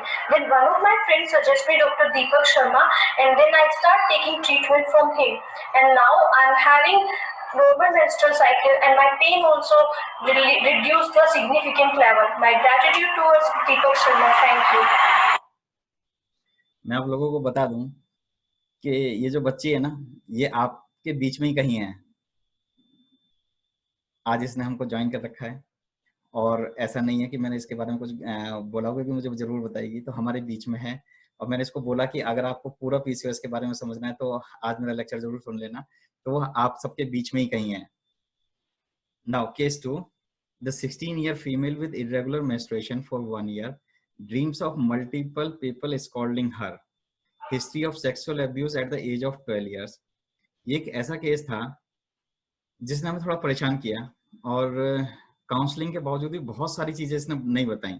आपको बता दो, जब हम लोग homeopathy में काम करते हैं तो मैंने आपको बताया कि 200 साल पहले ही इतना अच्छा काम हो चुका है कि मल्टीपल पीपल स्कॉल्डिंग के जो ड्रीम्स हैं, इसके भी डिफरेंशिएशन है कि अगर कोई अपना ही भाग रहा है और उसको स्कॉल्ड कर रहा है तो अलग मेडिसिन हैं, और अगर कोई अनजान लोग हैं तो उसकी अलग मेडिसिन हैं। नाउ इस केस में जब हम चलते गए, बहुत सारी बातें पूछते गए, और हमें इस केस को ठीक करने में शायद 8 से 10 महीने लगे। और आप यकीन मानेंगे कि हमने इसमें क्या मेडिसिन यूज करी? There is no medicine. हम इसको सिर्फ प्लेसिबो पे रखते गए, सिर्फ इसकी काउंसलिंग करते गए, हर बार इसकी प्रेजेंटेशंस अलग होती चली गई, हर बार इसको SL देते चले गए। हम लोग बहुत सारी हमने इससे बातें करी, इसको ओपन अप किया, और पाया कि एक्चुअली उसने वो सब बातें अपनी मदर, अपने फादर, अपने ब्रदर, अपने बॉयफ्रेंड किसी से भी शेयर नहीं कर पा रही थी। तो हमारे पास सिर्फ इसलिए आती थी कि सर मैं आपसे पूरी बातें कह देती हूँ, बस इतना ही बहुत है। तो जब मेरे स्टूडेंट्स इस केस को देख रहे थे तो मेरे बहुत सारे स्टूडेंटों ने अलग अलग मेडिसिन, बहुत सारा रिपोर्टाइजेशन किया। उन्होंने कहा कि सर नेक्स्ट टाइम आएगी तो ये मेडिसिन देंगे। मैंने कहा नहीं, देखते हैं कब तक ठीक नहीं होगी। और आप यकीन नहीं मानोगे कि ये सिर्फ 2 या 3 महीने के अंदर इसके साइकिल अपने आप रेगुलर होने लगे। आप इसको सुन भी सकते हैं। Hello, my name is Divya Sharma. I'd struggled with irregular periods for a few years before I found Orbit Clinics and started my treatment under Dr. Deepak Sharma. My treatment lasted for 2 years and it required a major lifestyle change along with the medicines. I didn't know how homeopathy medicines worked and found it hard to relate the relevance of my past experiences, emotions, and dreams to my health condition. But as we proceeded into my treatment, I realized how our state of mind can affect our bodies. Now, not only do I have a healthier body, but also a much healthier state of mind. Now, मैं आपको बता दूं कि ये बच्ची जहां अपना confidence खो गई थी इसलिए कि मेरे मेंसेस प्रॉपर नहीं आ रहे हैं, और अब ये ऑस्ट्रेलिया में पढ़ने गई है और एग्जाम क्रैक करके गई है, गवर्नमेंट की तरफ से गई है। तो मुझे बहुत अच्छा लगता है। हमने इसको भी मैसेज किया हुआ था, लेकिन अभी हमारे बीच में है कि नहीं मैं नहीं कह सकता। लेकिन ये ऐसे केसेस हैं मेरे लिए जिनको मुझे शेयर करना बहुत अच्छा लगता है। और मैं सब लोगों को बताना चाहता हूँ कि हर एक चीज के लिए कभी भी ऐसा मत सोचिए कि सिर्फ मेडिसिन ही काम करेगी। आपके दिमाग में आर्सेनिक, रस्टॉक्स, ब्राइनिया ये सब तो आती रहती हैं, लेकिन इसके अलावा भी अगर आपको लगता है कि मैं पेशेंट को बिना किसी मेडिसिन के ठीक कर पाऊंगा, ये आपकी सबसे बढ़िया क्वालिटी होगी और ये आपकी एक्चुअली हीलिंग पावर होगी जो आप अपने पेशेंट को देते हैं। ऐसा बहुत सारे लोग हैं हमारे बीच में जो ऐसा करते होंगे और हम ये फील करते होंगे कि हाँ यार पता नहीं कैसे ठीक हो गया, जबकि मेडिसिन इंडिकेटेड नहीं होती है। ऐसा बहुत बार होता है। डॉक्टर श्वेता, कोई क्वेश्चन ऐसा तो नहीं है जो यहाँ तक हो? नहीं सर, अभी तक कुछ भी नहीं है। Thank you.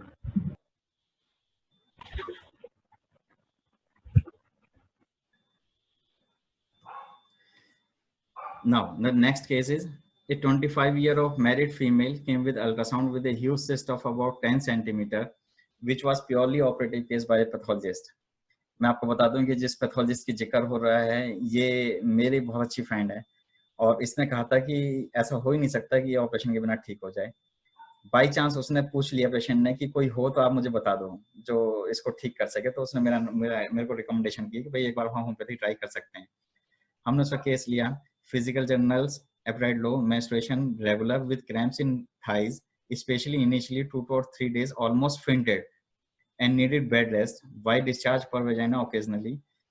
White discharge per vagina, भाई बहुत सारे लोगों को यही नहीं पता कि white discharge per vagina क्या होती है। तो मैं आपको बता दूं कि आप लोग एनाटॉमी और फिजियोलॉजी से कभी भी टच खत्म मत करना, क्योंकि डॉक्टर हैनीमैन सर सबसे पहले एक डॉक्टर थे जिनको ह्यूमन एनाटॉमी और ह्यूमन फिजियोलॉजी के बारे में सब कुछ पता था। उसके बाद वो होम्योपैथ बने। हमारे इंडिया जैसी कंट्री में क्या होता है कि हम लोग होम्योपैथ पहले बनते हैं और डॉक्टर बाद में बनने की कोशिश करते हैं, तो ऐसा कभी मत करना।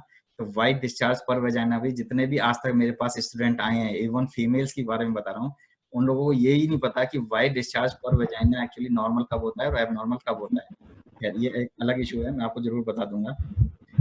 No, Sir, one question is there. Sorry to interrupt you. Ji. Yeah. How did you find she only need counseling and no need to give any medicine in that? Yes, good. देखिए ऐसा होता है कि जब हम third ऑफोरिज्म पढ़ रहे थे तो मैंने आपको एक लाइन बताई थी जो सबसे पहली लाइन है, if the physician clearly perceives. आपको जनरली पेशेंट को देख करके जरूर पता लग जाएगा कि इसको मेडिसिन की कितनी जरूरत है। हम में से जितने भी एक्सपर्ट्स हैं, डॉक्टर वीपी सिंह सर को ही मैंने कितनी बार हर एक पेशेंट को एक्यूट केसेस में एसएल देते हुए देखा है। जब मैं अपने सर के पास था, डॉक्टर एसके डे सर के पास, जब मैं उनके साथ पढ़ता था, तो पता है हम लोग वो कहते थे कि यार केस चेकिंग करके लाओ, और उनकी ओपीडी में शायद 200 या 300 पेशेंट होते थे जब हम लोग बैठते थे, और हम लोग मेहनत करते थे 2 या 3 घंटे 4 घंटे लगाते थे एक केस को करने में। तो मुझे एक अच्छा सा केस याद है, तो एक फीमेल को हेडेक था और उस हेडेक को हमने कम से कम 2.5 घंटे उस केस में लगाए, उसके हर एक सिम्टम पूछे, वो पेशेंट इतनी परेशान हो गई, वो कह रही कि डॉक्टर साहब मुझे है क्या, मुझे क्या हो गया ये तो बता दो, इतना सब कुछ क्यों पूछ रहे हो। मैंने कहा नहीं मैम आपको ठीक करके भेजेंगे। हमने जाकर के सबको केस प्रेजेंट किया, उन्होंने पता नहीं 5-6 सिम्टम्स ही सुने, पेशेंट को देखा और उन्होंने कहा अच्छा ठीक है दीपक शांत रहो, मैं एक दवाई लिख रहा हूँ, आप जाकर के इनको दे दो। तो दवाई उन्होंने जो लिखी वो सबसे बढ़िया तरीका था कि उन्होंने 4 बॉटल्स लिखी, 1 2 3 4 4 मेडिसिन। सोचो हमारे सन ने जो सिंगल डोजेस पे चलते थे उन्होंने 4 मेडिसिन लिखी और पेशेंट को समझाया कि पहली वाली सुबह लेनी है, फिर उसके बाद दोपहर को, फिर उसके बाद शाम को और उसके बाद रात को। जब आप अगले दिन जाओगे तो 2 नंबर वाली सुबह लेनी है, फिर उसके बाद 3 नंबर वाली शाम को, 4 नंबर वाली दोपहर को, फिर 4 नंबर वाली शाम को, फिर 1 नंबर वाली रात को लेनी है और अगले दिन से फिर जो सीक्वेंस शुरू करना है वो 3 नंबर से शुरू करना है। तो हमें लगा कि मैंने कहा सर ऐसा क्या हो गया, हम क्यों दे रहे हैं। तो हमें सर ने फिर हमने जब उनका फार्मेसी का पूरा पर्चा लेके गए, जब आकर के देखा तो उस समय उनकी कोडिंग मालूम नहीं थी कि वो कोड क्या लिख रहे हैं। तो हमें फार्मासिस्ट ने बताया कि ये चारों प्लेसिबोस थे और 15 दिन की मेडिसिन दी और 15 दिन बाद आकर के उन्होंने जो सर की तारीफ करी कि सर आपने तो जादू कर दिया, इतने सालों से मेरा सर का दर्द ठीक नहीं हो रहा था और मैं तो ठीक हूँ बिल्कुल। तब हमें सर ने बताया कि ये जरूरी नहीं होता कि हमें हर एक केस में मेडिसिन देनी है, ये आपकी एक्चुअल अपनी परसीविंग पे डिपेंड करता है कि आप उसको कैसे परसीव कर रहे हो। मैंने आपको पहले ही बताया कि हमारे पास ऐसे भी बहुत सारे केस आए जिनको हम 1 साल में सिम्टम्स ही नहीं पकड़ पाए। जैसे एक केस आगे भी बताऊंगा और अगर टाइम रहा तो, कि एक फीमेल मुझसे ये कहती रही कि डॉक्टर साहब मुझे तो मेरे घर में कोई पसंद नहीं करता, मतलब ससुराल में। कॉमन सिम्टम है, हमें लगा हर फीमेल कहती है, लेकिन हम 1 साल हमें बाद मुझे ये लगा कि मैंने कहा जब भी आती है तभी ये बात कहती है कि मुझे कोई पसंद नहीं करता। मैंने कहा ठीक है आज इसी सिम्टम पे काम करेंगे। तो हमने वो सिम्टम लिया और उसके हस्बैंड को बिठाया, तो उसके हस्बैंड ने बताया कि सर सब लोग इसको बहुत पसंद करते हैं और बाई चांस उस दिन उनके जो ससुराल वाले थे वो भी आए हुए थे। हमने उनको सामने में बिठाया, उसी फीमेल के सामने हमने उसको पूछा, तो फीमेल उनके जो घर वाले हैं उन्होंने कहा कि नहीं हमारी तरफ से कोई दिक्कत नहीं है। और उस फीमेल ने फिर एक्सेप्ट भी किया कि हाँ डॉक्टर साहब ये लोग कुछ कहते नहीं है लेकिन फिर भी ये लोग मुझे पसंद नहीं करते। Now that is the symptom. और हमें 1 साल लग गया ये समझने में, क्योंकि शायद उससे पहले मेरा दिमाग कभी परसीव करने लायक ही ना रहा उस फीमेल को, क्योंकि मैं यही सोचता आया था कॉमन सिम्टम है, हर फीमेल ऐसे ही कहती है। लेकिन मुझे बाद में पता लगा कि यार ये कॉमन नहीं था, यही अनकॉमन था। और सिर्फ उसी सिम्टम पे मेडिसिन के आधार पे हमने उसको 3 महीने में कंसीव कर दिया है। अभी वो 3rd मंथ के प्रेगनेंसी में है। जब वो उसकी डिलीवरी हो जाएगी तो हम उसका केस बहुत ब्यूटीफुली प्रेजेंट करेंगे उन कपल्स को साथ बुला करके। नाउ जो केस चल रहा था ये 25 ईयर जो मैं पैथोलॉजिस्ट वाला बता रहा था, इसकी पैथोलॉजिस्ट पे चलते हैं। मेंटल स्टेज पे था fearful specially for security of children, dream of snake, multiple black colour. Now dream of snake पे हमने बहुत सारा काम किया। 2010 या 11 में मैंने एक ड्रीम ऑफ स्नेक पे एक लेक्चर्स भी दिए थे और एक स्टडी भी पब्लिश करी थी जो बहुत ही अलग थी। मैंने आपको बताया कि होम्योपैथी इतनी स्पेसिफिक है कि आपको ब्लैक कलर का स्नेक दिखेगा तो अलग मेडिसिन है, ग्रीन कलर का दिखेगा तो अलग है, अगर सांप आपको खा रहा है तो अलग मेडिसिन है, अगर आप सांप को खा रहे हो तो अलग मेडिसिन है। तो this is actually the beauty of homeopathy. तो हमें इसको अंडरस्टैंड करना पड़ेगा और हमें वो परसीविंग सीखनी पड़ेगी। और ये परसीविंग सीखने के लिए आपको कभी कोई किताब परसीव करना नहीं सिखा सकती। इसके लिए आपको अपना कोई ना कोई या तो गुरु पकड़ना पड़ेगा या फिर आपको अपने आप ही ऑब्जर्वेशन करके ये सीखना पड़ेगा। मैं आपको बता दूं हमने सिर्फ अपने इंटर्नशिप में डॉक्टर SK डे सर के साथ जो भी 8-9 महीने ओपीडी करी, सिर्फ उसी के बाद मैंने अब तक किसी को फॉलो नहीं किया है। सिर्फ अपने आप को फॉलो करता हूँ और अपनी किताबों को फॉलो करता हूँ और मुझे सब कुछ मिल जाता है। जब कोई फंसता हूँ तो अपने डे सर को याद कर लेता हूँ और यकीन मानोगे कि कभी जब उनको फोन करने चलता हूँ उससे पहले केस सॉल्व हो गया होता है, तो फिर मैं सर से हाल चाल पूछ करके उनको फोन रख देता हूँ। तो ऐसा होता है। तो आप पढ़ते रहो और बीइंग ए डॉक्टर आप ह्यूमन बॉडी को जरूर समझते रहो। जब तक ह्यूमन बॉडी को नहीं समझोगे आप इधर उधर भटकते रहोगे। Now the prescription was lachesis mutus followed by belladonna 6 for acute with SL। Now इसमें लेकेसिस 1M देने के बाद हुआ क्या था कि मुझे क्यों बेलाडोना की जरूरत पड़ी। देखो जब हम पैथोलॉजी पढ़ते हैं या फिजियोलॉजी सीखते हैं तो हमें ये पता होना चाहिए कि अगर हम किसी चीज को ड्रेन कर रहे हैं तो वो ड्रेन कहाँ हो सकती है। जनरली क्योंकि इतना सीवियर केस था, हमने जब लेफ्ट साइड की ओवरियन सिस्ट को देखा, हेमरेजिक थी और हमें लगा कि यार वो बर्स्ट हो जाए। तो बर्स्ट होने की 2 कंडीशन है, या तो सब कुछ डिसॉल्व होकर के फेलोपियन ट्यूब के थ्रू सब कुछ वापस आ जाए, ऐसा कुछ हो जाए, या फिर वो गिर करके सब कुछ पेरिटोनियल कैविटी में चला जाए, और अगर पेरिटोनियल कैविटी में चला गया तो इन्फेक्शन होने के चांसेस ज्यादा रहेंगे, पेशेंट पेरिटोनाइटिस में पहुंच जाएगा और वो सीवियर केस हो सकता है। तो आपको ये फॉलो करना जरूरी है, आपको ये पता करना जरूरी है कि आपकी मेडिसिन किस हद तक वर्क कर रही है और कहाँ एक्यूट मेडिसिन की जरूरत पड़ रही है। जहां भी आपको एक्यूट मेडिसिन की जरूरत पड़े, वहां जरूर आप यूज करिए, उसमें कोई हिचकिचाना नहीं होता, क्योंकि हमारी एक्यूट मेडिसिन मॉडर्न मेडिसिन से भी ज्यादा अच्छा काम कर सकती है। इस फीमेल को सुनिए। हेलो, मेरा नाम भक्ति शर्मा है। मुझे पीसीओडीज की प्रॉब्लम थी। एक्चुअली वो एक वाटर सिस्ट थी 10 सेंटीमीटर की और माय लेफ्ट ओवरी। मैं काफ़ी परेशान थी, बहुत ही ज़्यादा थी, पेन होता था उसमें बहुत ज़्यादा। ऑर्बिट क्लिनिक क्या नाम मैंने सुन रखा था पहले, तो मैं गई वहाँ पर। उन्होंने मुझे पहले मेरी काउंसलिंग की कि क्या होता है, कैसे होता है, सारी बात, सारे टेस्ट हुए, अल्ट्रासाउंड हुआ था। डॉक्टर दीपक शर्मा ने काउंसलिंग की थी पर्सनल की क्या क्या सिम्टम्स हैं। मुझे उस वक्त कुछ सपने भी आते थे। उन्होंने उसके बारे में मुझसे पूछा कि ऐसा सपने आते हैं या वैसे आते हैं, तो वो सब कुछ ठीक था। फिर उसके अकॉर्डिंग उन्होंने मेरा ट्रीटमेंट किया था। मेरा ट्रीटमेंट किया था वो उससे मुझे काफ़ी क्या 100% मेरा इलाज हो गया था। उससे सिस्ट थी वो रिवॉल्व हो गई थी, ख़त्म हो गई थी। मैंने नेक्स्ट अल्ट्रासाउंड कराया था तो उसमें नहीं थी। Thank you. आप सब लोगों को सुनकर के ऐसा लग रहा होगा कि मैंने ये जो केसेस हैं आपको ऐसी ऑडियो सुना दी, वीडियो सुना दी, लेकिन हम लोग पता है कहाँ मात खा गए। आपने जब मैं केसेस अपने शुरू कर रहा था तो मैंने आपको सब लोगों को बताया कि हमने जो स्टडी की वो 2017 तक की।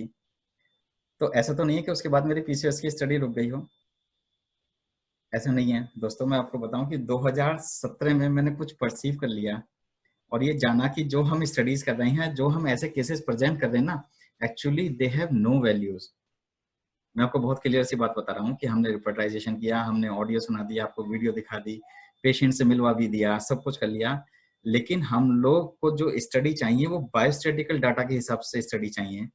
और 2017 में हमने ये प्रोग्राम शुरू किया कि अब हम जितने भी केसेस हैं वो बायोस्टैटिक्स के हिसाब से प्रेजेंट करेंगे और उसकी एक ऑथेंटिक स्टडी बनाएंगे ताकि होम्योपैथी आगे चल करके पब्लिश हो सके।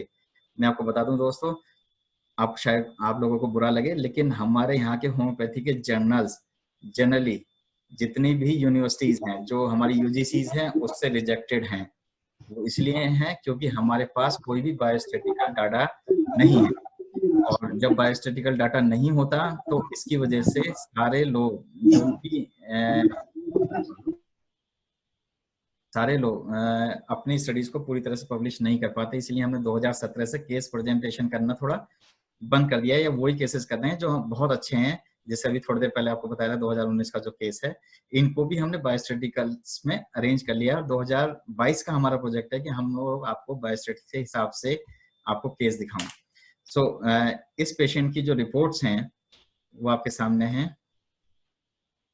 सेम लेबोरेटरी से सेम पैथोलॉजिस्ट ने उसको देखा, और सेम जब आप पहली रिपोर्ट पढ़ रहे हैं तो a well defined lobulated cystic lesion with internal mild thick septation noted in left adnexal area appears to be rising from left ovary. No evidence of solid component seen. Ovaries are not delineated separately. Size of lesion approx 10:9:8 centimetre. ये वही pathologist है जिन्होंने इनको ये कहा था कि ये बिना ऑपरेशन के ठीक नहीं हो सकती।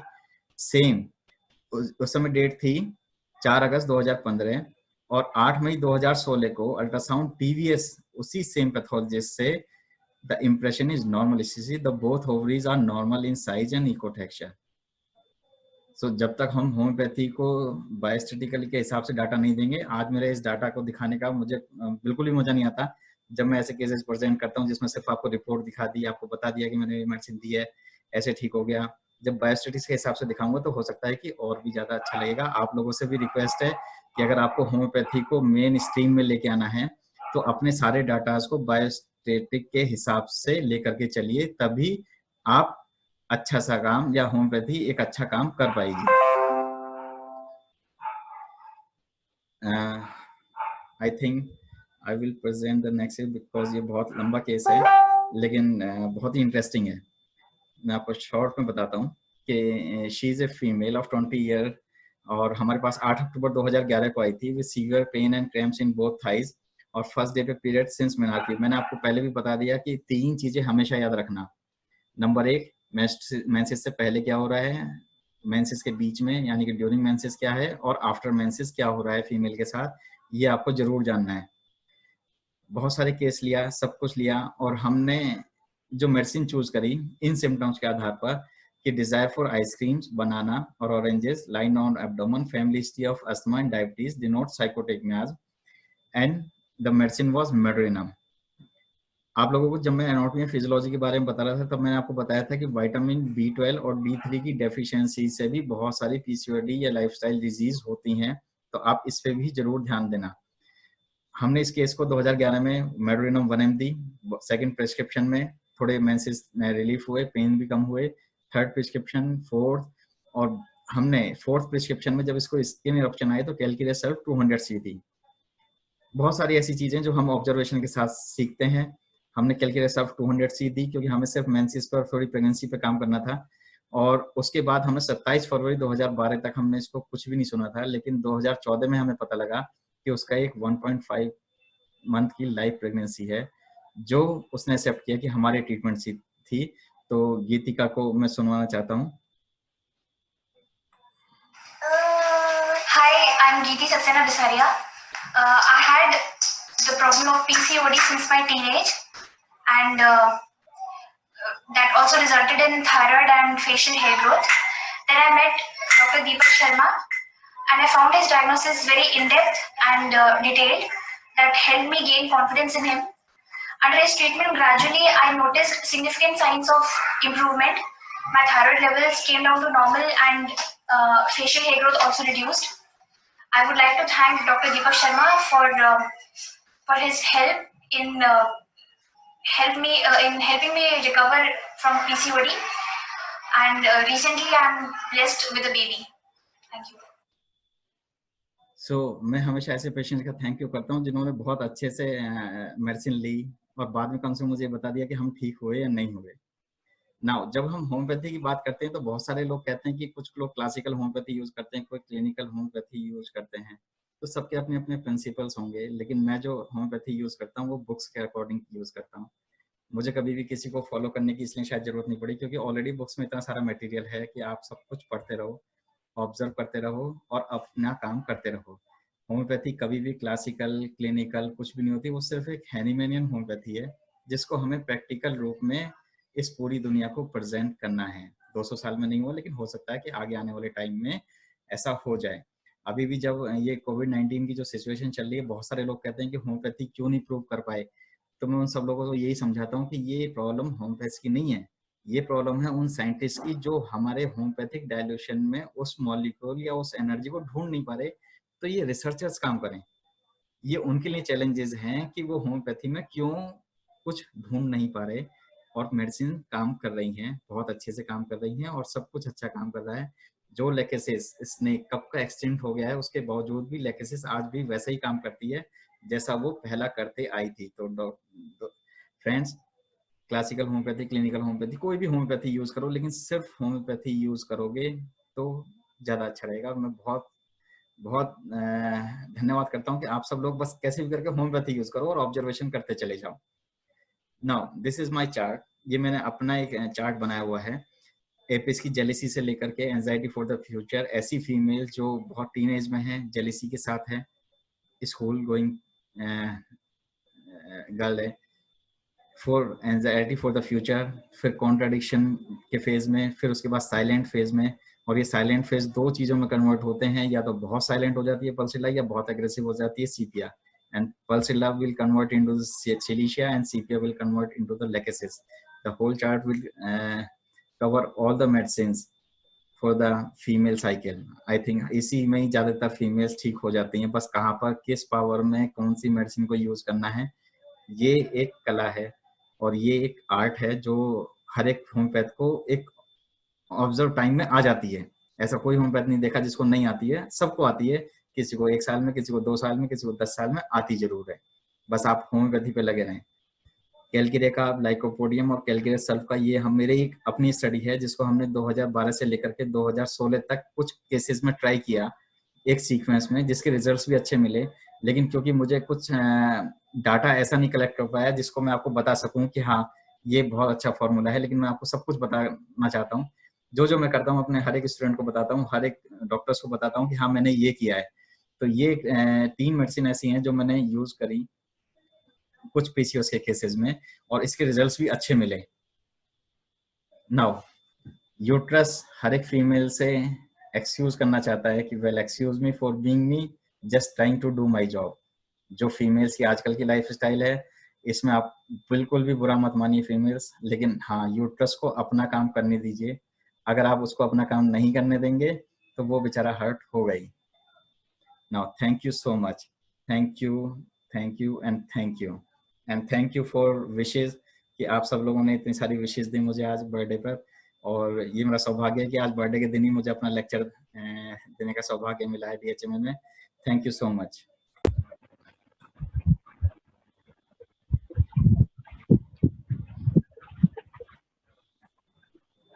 Thank you, sir. It's such a wonderful lecture. And हम तो आपको PCOS पे बहुत बार सुन चुके हैं, लेकिन हर बार जब भी सुनते हैं तो कुछ नया ही हमें मिलता है। और thank you for such a wonderful webinar. और हमारे पैट्रन सर हमारे साथ हैं, तो मैं चाहूंगी डॉक्टर VP सिंह सर कुछ कहें। श्वेता जी, मैं आज के स्पीकर और हमारे general secretary doctor Deepak Sharma को उनके जन्मदिन की बधाई देना चाहूँगा और DHMA की तरफ से मैं शुभकामनाएं देना चाहूँगा कोई लंबी उम्र जिए।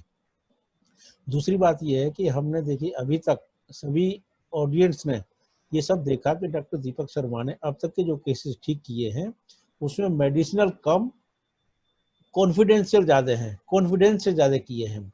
तो ये तो एक्चुअली ये प्रैक्टिस से आता है। अभी मैं आपको बता दूं कि कुछ सिम्टम्स ऐसे होते हैं जो इनवॉलंटरी होते हैं, जैसे डायरिया होना, वोमिटिंग होना, इस तरह की कुछ चीज़ें होती हैं।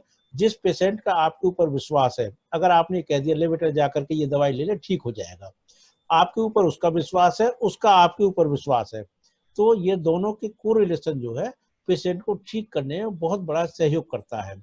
अभी जो जितनी भी audio video doctor Deepak Sharma ने दिखाई है ये एक्चुअली वाकई काबिल तारीफ है और इसमें एक्चुअली हमें देखना चाहिए और इसमें कोई घबराने वाली बात नहीं है। इतनी सारी मेडिसिन नहीं इन्होंने ली है, कुछ सेलेक्टेड मेडिसिन है, हम लोग अपनी प्रैक्टिस में उनको लेकर के देख सकते हैं। दूसरी बात इसमें ये आती है कि PCOS या PCOD में हर आज के टाइम में आप देखिए कि अभी डॉक्टर दीपक शर्मा ने बताया कि मेनार्ची में भी हम देख रहे हैं कि पहली मेंसेस में, दूसरी मेंसेस में ही PCOD के केसेस आ रहे हैं।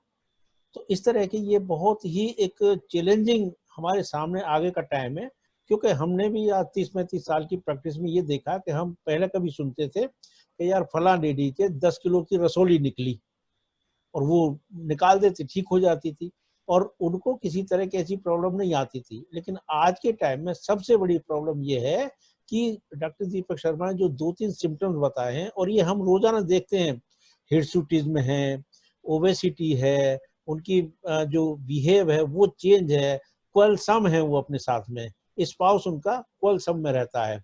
तो इस तरह की चीजें हैं। बहुत ही वंडरफुल लेक्चर आज दीपक शर्मा कर रहा है, बहुत ही बढ़िया, very very knowledgeful. Again very very happy birthday to Deepak Sharma. Thank you sir. Thank you sir. तो डॉक्टर श्वेता, मैं अपना बाकी का काम जरूर शुरू कर दूं, अब तो मैं एज ए स्पीकर खत्म हो गया। Yes sir, over to you.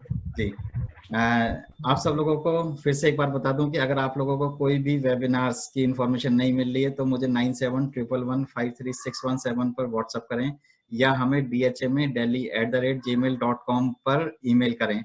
हमने सब लोगों को लाइव स्ट्रीम पे फेसबुक पे भी आज रखा है। और दूसरी बात ये कि अगर हम सब लोगों को ईमेल भेज रहे हैं, अगर किसी को भी नहीं मिल रहे हैं तो हमें जरूर बताएं। लॉकडाउन के दौरान हम लोग जो वेबिनार की सीरीज चालू कर रहे हैं, इसमें और भी बहुत सारे स्पीकर्स हैं, और जो हमें लास्ट कंप्लेंट मिली थी वो ये मिली थी कि हम लोग बहुत लंबा सेशन को ले रहे हैं।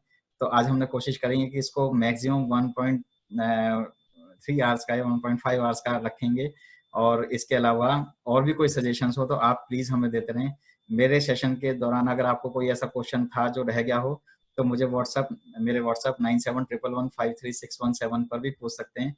मैं हमेशा होम्योपैथी को सिखाने के लिए या ह्यूमन बॉडी की एनाटॉमी या फिजियोलॉजी सिखाने के लिए हमेशा तैयार हूँ। आप लोगों को अगर मौका मिला तो मैं आपको बताऊंगा कि कैसे आप पता लगाएंगे कि किस सीक्वेंस में अगर चले तो कौन सा मियाज़मेटिक बैकग्राउंड डेवलप होगा। हालांकि डॉक्टर गरिमा ने मुझसे ये रिक्वेस्ट करी थी कि हम इस पार्ट पे ज़्यादा चलें, लेकिन डॉक्टर गरिमा मुझे पता है कि पहले जब तक मैं ह्यूमन एनाटॉमी या फिजियोलॉजी आपको नहीं बताऊंगा तो आप कभी भी ये नहीं समझ पाएंगे कि एक्चुअल में मियाज कहाँ से डेवलप हुआ। जो लोग ये कहते हैं कि भाई दांत टेढ़े निकल गए तो सिफिलिटिक है, ऐसा नहीं है। आपको वो जेनेटिक्स देखनी है, आपको वो सब कुछ देखना है जहां से वो एरर आई है। और मियाज एक ऐसी चीज नहीं है जो आप पर्टिकुलर एक बार बैठे और 2 घंटे में आपने मियाज डायग्नोस करके भेज दिया, ये जरूरी नहीं है, ठीक है ना। तो जो लोग चैट में अपना नंबर मांग रहे हैं तो मैंने ऑलरेडी चैट में नंबर लिखे हुए हैं 9711153617 पर। डॉक्टर जलापा, मैं अभी दोबारा आपको मैसेज कर देता हूँ। और ये बात हमेशा ध्यान रखना, जितने भी अगर स्टूडेंट्स हैं, क्योंकि जो सीनियर्स हैं उनको तो मैं कुछ भी एडवाइस नहीं दे सकता, लेकिन जितने भी स्टूडेंट्स हैं उनको फिर कहूंगा कि अगर वो फाइनल ईयर में भी आ गए हैं तो अपनी एनाटॉमी, अपनी फिजियोलॉजी दोबारा से रिपीट कर लें, क्योंकि पूरी लाइफ आपको मैथमेटिका या ऑर्गेनम के साथ बितानी है।